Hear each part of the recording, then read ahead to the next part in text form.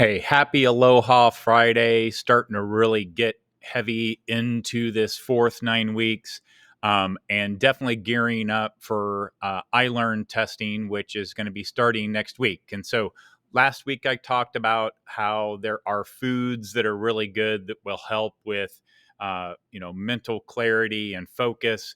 And today I wanted to revisit a little bit on the importance of sleep. Now, I've been talking a lot with students in our Connect about that.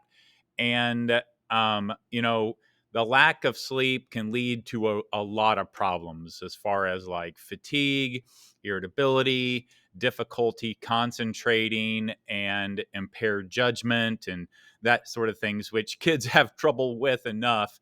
And, you layer that with some restless sleep, some bad sleep, and it can really have some long term chronic problems. And so, what I've been talking about with them is some ideas as far as how to improve sleep.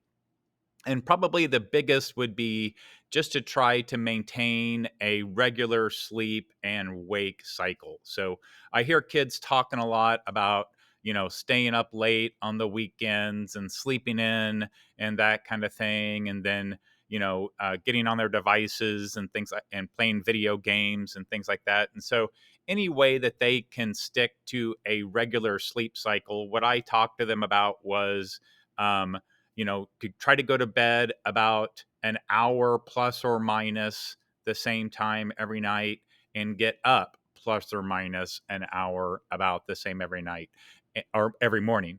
And if you're feeling tired, that means you probably need to change one of those. And so, um, it's easier to change the PM part, what time you go to bed, than it is to change the AM part, because a lot of us are getting up early to get into work or get into school. So, creating that um, regular sleep cycle is really good. And then along with that, a routine that's associated with that. So, what I talk about is I try to turn off devices about an hour before I go to bed.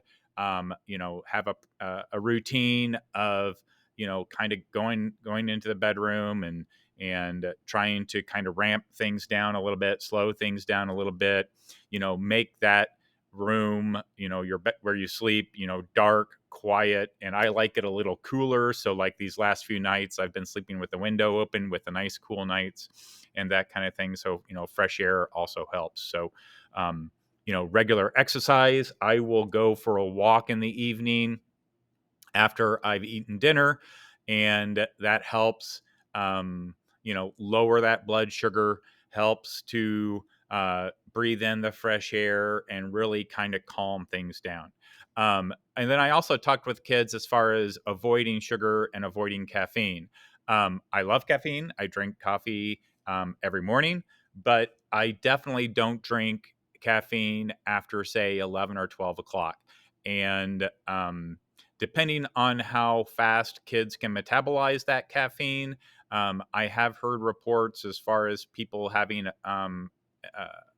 still feeling that roller coaster of caffeine, well after several hours after they've drank it. So, I just would say if kids are having trouble with that, just to avoid it entirely.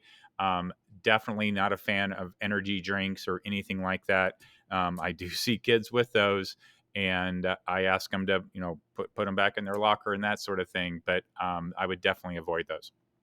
Okay, so as far as important dates, fourth midterm is going to end on Tuesday, this coming Tuesday, and so all assignments are going to close in Canvas. So you'll want to keep an eye on that. And then next week, is the math iLearn. We'll be doing that on Tuesday and Thursday. So make sure that they get good night's sleep on Monday night and Wednesday night, and get a good breakfast and things like that. In science, we've started the unit on genetics. So this week we took the vocab quiz, been doing some lessons on learning about Gregor Mendel and his pea plants, as well as theoretical versus experimental probability on that. So, if there are any assignments that are still missing in Canvas, you'll want to get those missing assignments completed and turned in. as those are all going to close on Tuesday. For biology, we've been continuing to review for the biology I learn, as well as learning about the biogeosphere and different ecology topics. We will start review of that unit today and probably review a little bit on Monday and Tuesday. I wish I could give the test on Tuesday, but because we're doing the math I learn, I do have to bump that to Wednesday. So that might set things back a little bit, but we can certainly play with that. So thank you so much for everything that you do as parents and caregivers. As always, if you have any questions, comments, or concerns, you can either share those below here in Parent Square or just shoot me an email and I will get back to you as quickly as I can. Thank you so much.